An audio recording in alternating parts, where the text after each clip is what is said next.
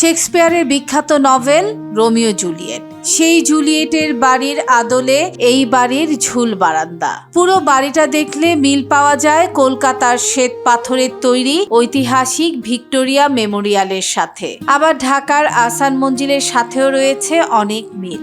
এরকম একটি জমিদার বাড়ি বা রাজবাড়ি বানাতে কি পরিমাণ ধনী হতে হয় একজন জমিদারকে, তা নিশ্চয়ই বলার অপেক্ষা রাখে না। আজকে রংপুর যে একসময় বাংলার শ্রেষ্ঠ ধনী অঞ্চলের একটি ছিল, এই তাজহাট জমিদার বাড়ি তার প্রমাণ। আসসালামু আলাইকুম, আমি সোমা আফরোজ, আপনাদের স্বাগত জানাচ্ছি আমার আরেকটি নতুন ভিডিওতে। আমি এখন আছি রংপুরের তাজহাট জমিদার বাড়িতে।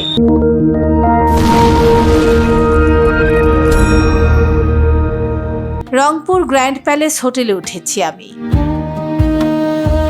এখান থেকে তাজহাট জমিদার বাড়ি যাচ্ছি অটোতে করে। রংপুর শহর থেকে দক্ষিণ পূর্ব দিকে 5 কিলোমিটার দূরে এই ঐতিহাসিক জমিদার বাড়িটি। এখন সময় বিকেল 3টা, যেতে আমাদের সময় লাগবে 20-25 মিনিট। রংপুর শহরের একটি অংশ দেখতে দেখতে যাচ্ছি আমি। এদিকটায় মোটামুটি প্রশস্ত রাস্তা আর ট্রাফিক বেশি না থাকায় অটোতে করে যেতে ভালোই লাগছে। হালকা শীত সে ভালো লাগা আরেকটু বাড়িয়ে দিল।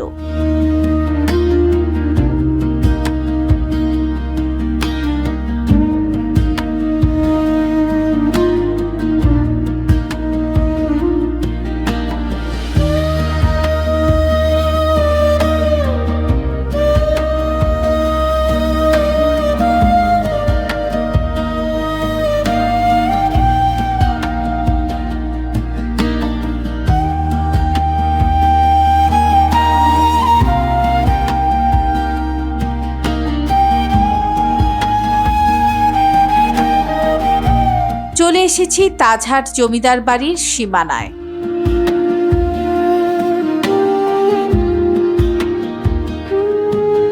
অটো থেকে নেমে টিকিট কাউন্টারের দিকে এগিয়ে গেলাম।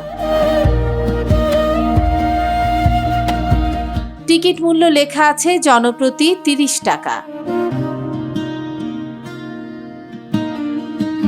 প্রবেশ গেটে দেখলাম জমিদার বাড়ি পরিদর্শনের সময়সূচিও টানানো আছে। এরপরেই লম্বা রাস্তা, এক পাশে দেয়াল আর অন্য পাশে ফুলের বাগান। দৃষ্টির সীমানায় জমিদার বাড়ি পড়ল না, বুঝলাম অনেকটুকু পথ হাঁটতে হবে।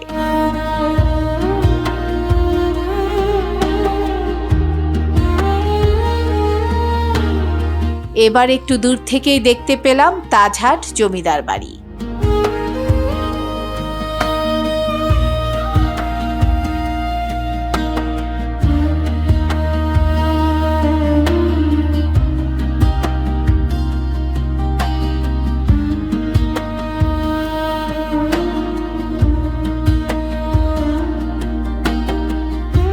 আরেকটি গেট পার হয়ে মূল জমিদার বাড়িতে প্রবেশ করতে হবে।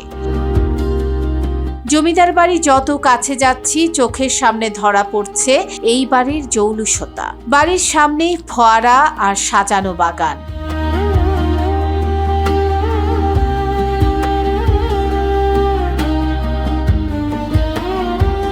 শেক্সপিয়ারের রোমিও জুলিয়েটের গল্পের জুলিয়েটের বাড়ির আদলে এই বাড়ির ঝুল বারান্দা। দরজা জানালা সবকিছুতেই ব্রিটিশ নির্মাণের ছাপ স্পষ্ট।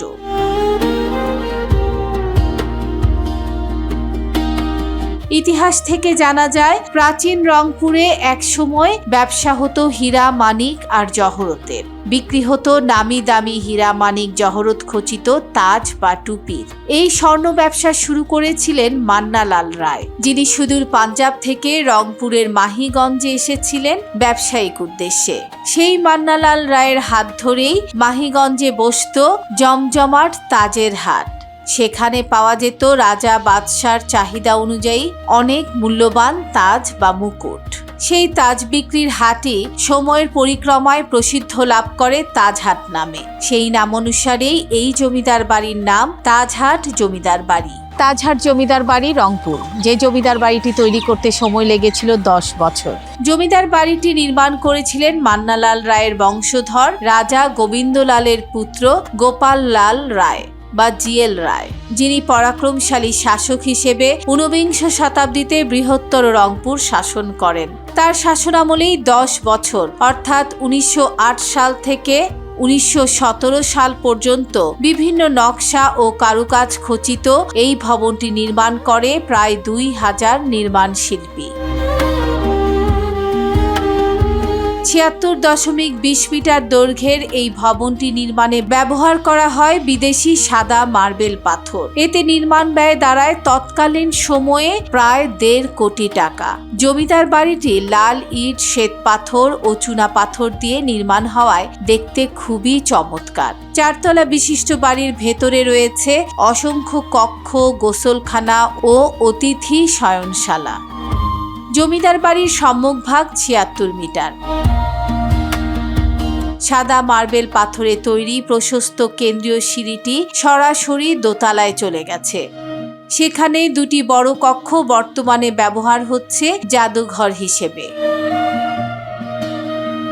তাজহাট জমিদার বাড়িটি ছায়া ঘেরা, চারদিকে প্রাকৃতিক সৌন্দর্যের অপূর্ব শোভা, ফুলের বাগান, কামিনী, মেহগনি, কাঁঠাল ও আম বাগান।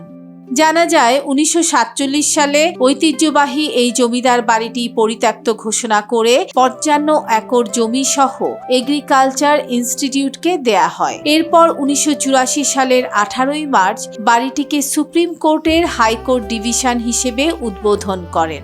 1984 থেকে 1991 সাল পর্যন্ত প্রাসাদটি ব্যবহৃত হয়েছে রংপুর হাইকোর্ট হিসেবে। 1995 খ্রিস্টাব্দে বাংলাদেশ সরকারের প্রত্নতত্ত্ব বিভাগ প্রাসাদটিকে একটি সংরক্ষিত স্থাপনা তথা স্থাপত্য হিসেবে ঘোষণা করে। এবার আসি বাড়িটির ভেতরের সুড়ঙ্গের কথায়। জনশ্রুতি আছে জমিদার বাড়ির ভেতরের এই সুড়ঙ্গ সোজা চলে গেছে শ্যামা সুন্দরী খালে। অনেকে বলে থাকেন খালে নয়, এই সুড়ঙ্গ গিয়ে মিলেছে ঘাঘট নদীর সাথে। সুড়ঙ্গ পথ নির্মাণ করা হয়েছিল কি পরিবার সহ জমিদার পালানোর জন্য, নাকি বিদ্রোহী প্রজাদের হত্যা করে এই পথে নদীতে ফেলা হতো? আসলে কোনটা যে সত্য কথা তা জানা যায় না, বা জানার উপায়ও নেই। দেশভাগের পর এসব জমিদার বাড়ির ইতিহাস লিখে রাখার বা সংরক্ষণ করার কোনো বাস্তবিক কার্যকারিতা দেখা যায় না। ফলে জনশ্রুতি বা প্রচলিত কথার উপর তথ্য পাওয়া যায় যা হয়তো আদৌ সত্যি নয়। তবে এই বাড়িতে সত্যি সত্যি একটি সুড়ঙ্গ রয়েছে, যেটি নিরাপত্তার কথা চিন্তা করে সুড়ঙ্গ মুখ বন্ধ করে দেওয়া হয়েছে। আপনারা যদি তাজহাট জমিদার বাড়ি এবং এখানকার জমিদারদের সম্পর্কে বিস্তারিত জেনে থাকেন তাহলে কমেন্টসে জানানোর অনুরোধ রইল।